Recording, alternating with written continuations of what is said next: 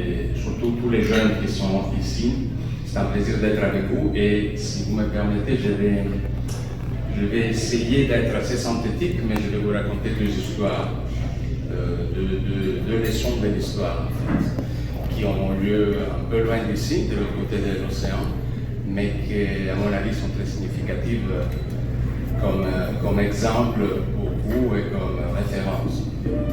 Parce qu'il ne faut pas oublier que l'histoire de l'humanité, nous les êtres humains, nous faisons tous face au même défi. Hein, quelle soit notre localisation géographique, notre moment dans l'histoire, il y a toujours des défis énormes auxquels nous devons faire face et l'histoire comparée et observer des expériences des autres peut être une inspiration. Je vais vous raconter deux histoires, l'une qui justifie ma présence ici, qui est ce qui a eu lieu après la fin de la Deuxième Guerre mondiale en Europe. Nos pays étaient détruits, complètement notre appareil productif, notre population avait été décimée. Les enfants étaient dans un état de pauvreté comparable à celle d'Haïti aujourd'hui. Si vous voyez les photos de l'Italie de 1945, vous voyez les enfants sans chaussures, menus dans la rue, vous voyez une armée d'occupation. C'était une armée d'occupation souhaitée parce que c'était l'armée d'occupation américaine, mais c'était quand même une armée étrangère, mais qui était venue pour chasser une autre armée d'occupation précédente, c'est l'allemande. Et donc vous voyez une terrible guerre avec des dizaines de millions de morts qui nous avait mis à genoux, complètement à genoux. Et nous pensions être la région ou la partie du monde la plus développée, et on a eu la capacité de nous sommes entretués, entre-détruits les uns les autres. Alors à ce moment-là, il fallait faire deux choix. Il fallait faire un choix entre deux options. On pouvait maintenir, essayer la vengeance, se préparer pour une vengeance, pour une deuxième manche, ou troisième manche de cette bataille qui nous avait déjà entretués deux fois au cours de l'histoire récente, au cours du XXe siècle, ou choisir une autre option. L'autre option était de mettre en liaison entre eux tous les hommes d'épée qui s'étaient opposés aux dégénérations de la guerre dans tous les pays et proposer un nouveau un projet qui serait fondé non pas sur la division, mais sur la communauté des objectifs communs, politiques, économiques et surtout sur la création de la paix entre eux. Donc on a lancé avec beaucoup de courage, c'est des gens qui étaient des leaders fantastiques, exceptionnels, dont les noms sont écrits en lettres d'or dans l'histoire. Ils ont lancé un projet qui au début s'appelait Communauté économique du charbon et de l'acier, ce qui n'est pas trop excitant pour nous en soi, n'est-ce pas? Mais après c'est devenu Communauté économique européenne et maintenant Union européenne, qui est devenue chaque fois plus ambitieuse. Et au cours des 70 ans, nous pouvons dire qu'il a complètement atteint ce résultat. Parce que pas seulement nous n'avons pas eu de guerre entre nous, comme dans les siècles qui les avaient précédés, mais aussi nous avons établi un mécanisme d'intégration économique qui a énormément accru le bien-être des populations.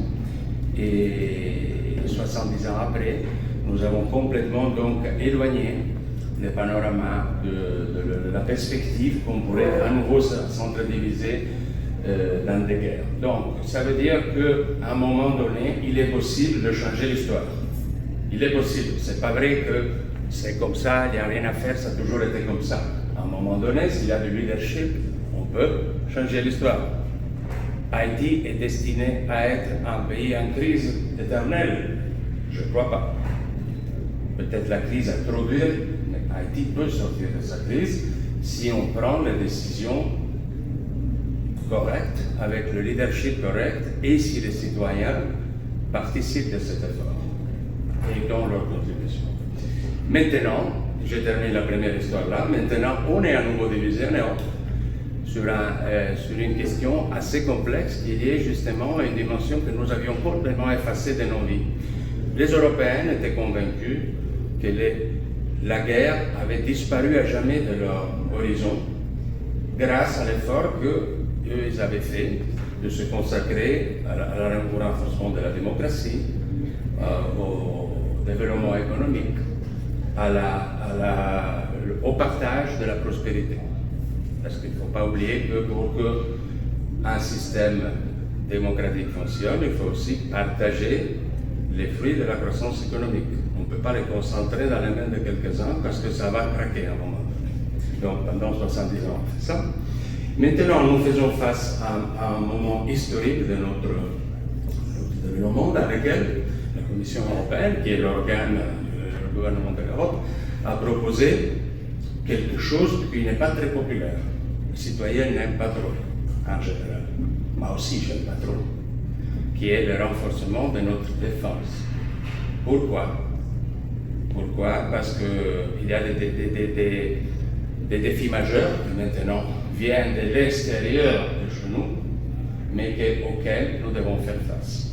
Donc il y a une terrible discussion maintenant en Europe avec la société qui est divisée en deux essentiellement. Il y a une moitié de la population qui dit effectivement il faut renforcer nos défenses parce que nous avons des voisins un peu complexes. Hein? Et il faut considérer que notre principal allié vient de nous dire qu'il n'est plus avec nous. Hein? Et d'un coup qu'il s'en fiche, excusez-moi l'expression pas vraiment diplomatique, qu'il considère qu'il n'a plus aucune obligation vis-à-vis de nous. Après 70 ans d'avoir été à nos côtés, il a dit que c'est à nous de nous défendre.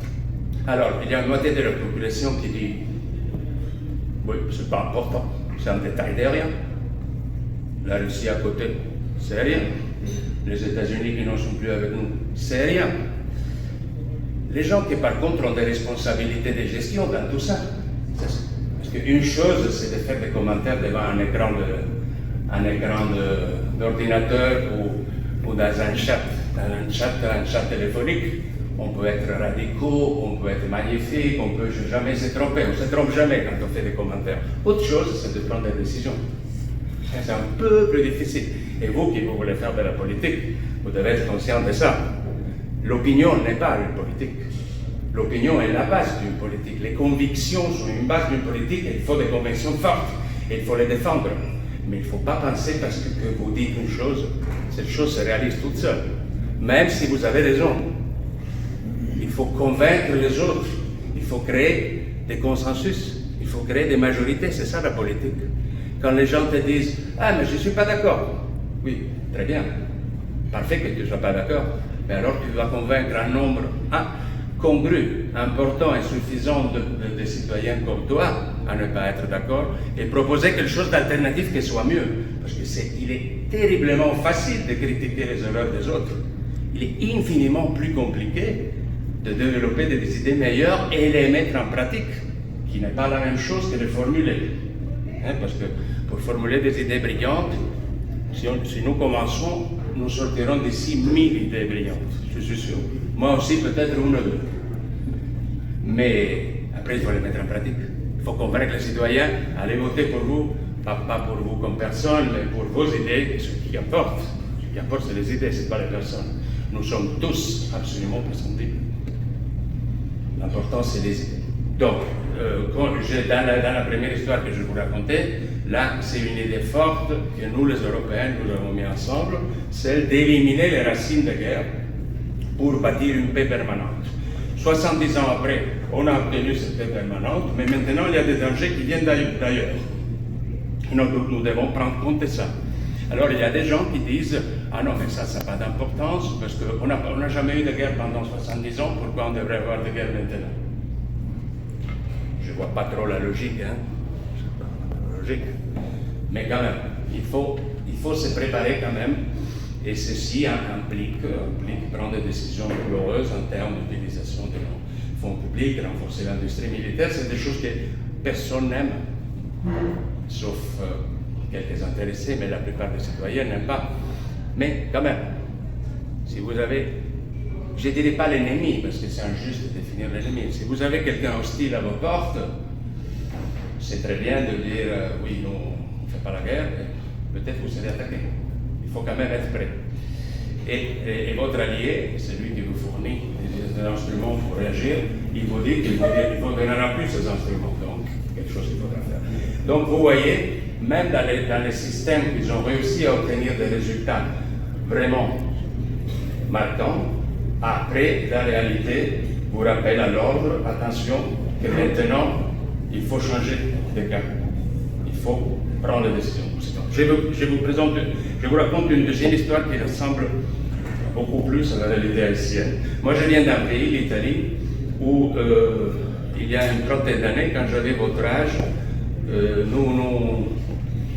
nos groupes criminels, les groupes criminels établis chez nous, avaient pratiquement pris le contrôle total du territoire, dans certaines parties du territoire. Les régions du sud du pays, surtout une, étaient complètement sous le contrôle des groupes criminels. Pas dans le sens peut-être qu'on a en Haïti, mais quand même, il y avait des institutions, il y avait tous les corps, les forces de l'ordre étaient là, mais ils étaient dépassés par la force de ces groupes criminels. C'est un nom que sans doute vous avez entendu, c'est un nom qui est devenu synonyme international de groupe criminel, c'est la mafia. C'est un nom italien, d'origine arabe, qui veut dire groupe d'associés, des gens qui s'associent pour leur sécurité mutuelle, mais après, et ça rassemble un peu l'histoire d'Haïti quand même, des gens qui se regroupent pour obtenir des résultats de sécurité pour eux-mêmes, mais qu'après ils disent, mais vu que ces résultats nous les avons eus pour nous-mêmes et nous sommes sûrs, pourquoi nous n'offrons pas nos services de sécurité à quelqu'un d'autre? Et donc ils commencent à vendre leur association à d'autres. Et ils tombent immédiatement dans les criminels, dans la dimension criminelle, parce que la tentation d'utiliser cette force pour des efforts qui vont dès là, l'autodéfense, pour devenir criminel, elle est très forte. Et donc c'est la mafia qui s'est renforcée. Elle a commencé comme service d'ordre pour les propriétaires de terres dans la Sicile de la post-guerre. Et après, c'est devenu des groupes criminels qui ont fait du business, du trafic de drogue, de prostitution, trafic d'êtres humains, enfin plein de choses. Alors la mafia était devenue tellement forte que les citoyens ne pouvaient plus vivre une vie normale. C'était impossible d'exprimer des idées en public ou de critiquer quelqu'un qui était un chef de la mafia parce que le jour après, toi tu étais tué, ou ton fils était kidnappé, ou ton épouse était agressée, des choses comme ça. Ou si tu avais une activité économique, on te brûlait ton magasin et tout ça. Donc, c'était devenu impossible. Et moi, que j'avais 30 ans à l'époque, 25, je me disais, bon, et tous les gens de mon âge disaient, bon, c'est impossible de battre la mafia, c'est impossible, parce qu'elle est trop puissante, elle est gangrénée, elle a des complicités dans l'État, c'est impossible. Mais alors, il y a eu un moment de grande rébellion. Cette rébellion, elle était protagonisée par des juges qui ont commencé à utiliser les droits comme il fallait, sans avoir peur, en faisant des connexions entre dossiers, entre sujets, entre domaines différents qui étaient séparés. Et ils ont commencé donc à obtenir de grands résultats dans les investigations. Ils ont mis en évidence que certains mécanismes de complicité, même sociale, avec la criminalité, étaient néfastes pour la société. Or, il faut savoir qu'eux, ils ont payé tous avec leur vie. Ils ont été tous tués, ces juges, l'un après l'autre.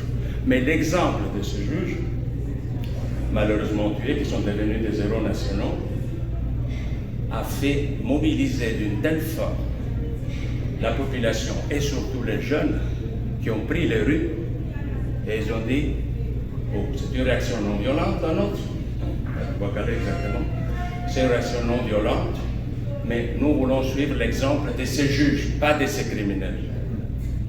Bon, je ne dirais pas qu'on a complètement éliminé la mafia, mais on a quand même modifié complètement l'approche. Et qui a fait les changements? C'était l'exemple de juge, mais c'était la population qui a pris son destin en main et a renforcé l'état de droit et la réaction civile. Et voilà, et la mafia n'est plus ce qu'il était. Maintenant, c'est autre chose, elle existe encore. Ok, mais l'effet est que les rues de ces régions-là, de ces villes-là, ne sont plus irrespirables comme ils l'étaient il y a une trentaine d'années. Donc, je veux dire, par ces deux exemples, qu'il y a des moments dans lesquels l'engagement notamment des jeunes, parce que honnêtement, Haïti, c'est les jeunes qui doivent les changer. C'est votre destin, c'est votre obligation. c'est pas un privilège, c'est difficile de changer un pays, hein? C'est très difficile. Haïti, Italie, ou les fins fonds de n'importe où, c'est toujours très difficile de changer parce que vous trouverez toujours 10 000 personnes qui vous disent « laisse tomber, mais non, mais fais pas ça, ça vaut pas la peine, l'histoire va se répéter, c'est toujours la même chose ». Alors donc, je termine par vous encourager à ça. La raison pour laquelle l'Union européenne appuie ce genre d'initiative, c'est que nous croyons que la démocratie est quelque chose de dynamique, quelque chose qui doit être constamment nourri par l'engagement des nouvelles générations. La démocratie, elle n'est pas statique. Notre expérience comme démocratie européenne nous dit que nous sommes sous attaque, si par des forces étrangères, mais surtout nous sommes sous attaque par le scepticisme de nos citoyens sur la démocratie.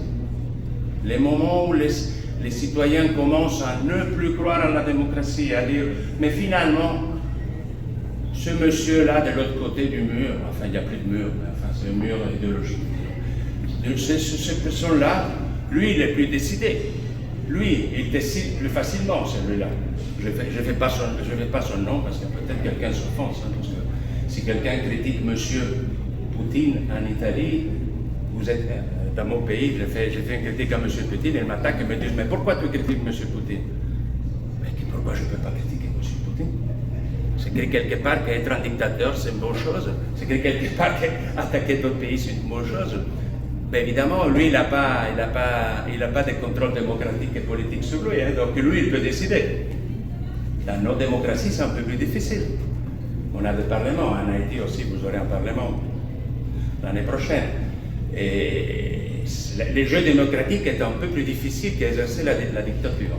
Donc oui, les dictateurs paraissent très décidés, très fermes. Eh oui, écoute, je ne vais répondre à personne. Moi aussi, je suis tout seul. Si je n'avais pas de règles à respecter, je serais un ambassadeur magnifique.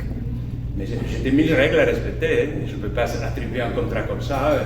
Je vois M. Arnoux, je dis « Ah, M. Arnoux, il est très sympa, je lui donne un contrat comme ça. » Voilà, sans respecter aucune règle financière, administrative. Ça serait facile d'être un grand ambassadeur, un grand gestionnaire comme ça. Mais justement, c'est une fausse image. On a besoin de la démocratie parce qu'on a besoin de ces contrôles et de ces règles. On a besoin de l'Union européenne. Nos amis les Américains disent que l'Union européenne a été créée pour déranger les États-Unis. C'est une vision de l'histoire assez originale. Mais quand vous avez une histoire très courte, quand vous connaissez l'histoire de 10 ans, peut-être vous n'avez pas beaucoup d'idées de ce qui s'est passé entre 1945 et 1957, ces années-là, entre la fin de la guerre mondiale, l'appui des États-Unis à l'intégration européenne. Enfin, c'est des pages très compliquées à étudier. Vous n'avez pas le temps, vous êtes président des États-Unis, vous n'avez pas le temps d'étudier l'histoire quand même. Et donc, vous inventez une autre histoire, que l'Union européenne a été créée pour déranger les États-Unis. Voilà, n'importe quoi. Et donc, en fait, non, l'histoire avance, la démocratie n'est pas garantie, même dans les endroits là où il existe les démocraties les plus fortes, les plus ancrées, les plus solides, il y a toujours des mécanismes qui suggèrent à quelqu'un que finalement la démocratie n'est pas si bonne. Il faut autre chose. Moi je ne suis pas content, on est en démocratie, moi je ne suis pas content, donc la démocratie n'est pas bonne pour moi. Ce n'est pas un bon raisonnement. Tu devrais utiliser les ressorts de la démocratie et du libre marché pour développer ta citoyenneté, ta prospérité. Détruire les systèmes pour voir si ça va mieux après, ce n'est pas vraiment une bonne méthode, mais une bonne partie de notre société pense à ça. Donc, dans votre cas, il ne s'agit pas de... Oui, il s'agit de bâtir un nouveau système, mais dernier message, faites attention seulement à une chose.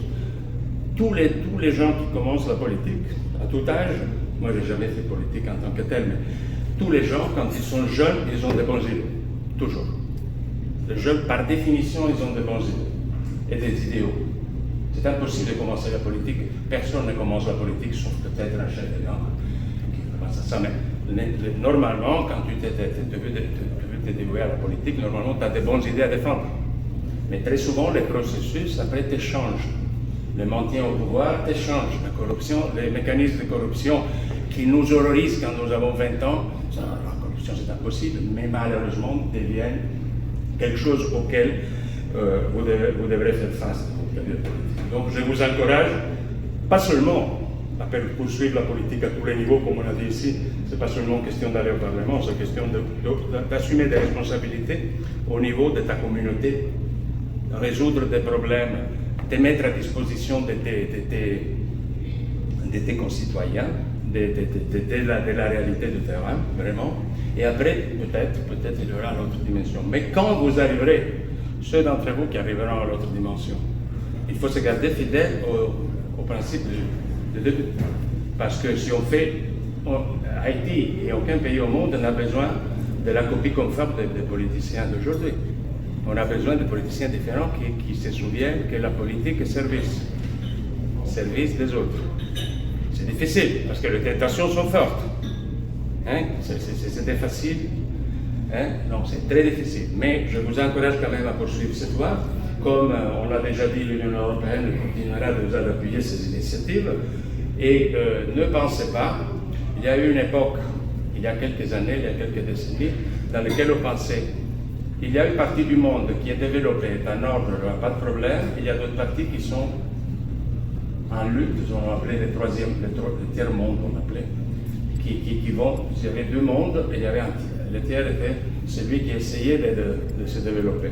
Alors, la réalité nous a montré que c'est tout à fait différent, que tous nos pays font face à des défis permanents. Si vous voyez ce qui se passe, la division de la société américaine, pour ne pas parler toujours de l'Europe, la division en deux de la société américaine, où un président qui a pris les 49,8% de lois, il gouverne comme s'il avait un consensus de 100%, 120%, 1000%, parce qu'il n'y a pas d'autre opinion. Est-ce que vous voulez être des démocrates comme ça? Des démocrates qu'avec 50 ils se prennent toute la tarte?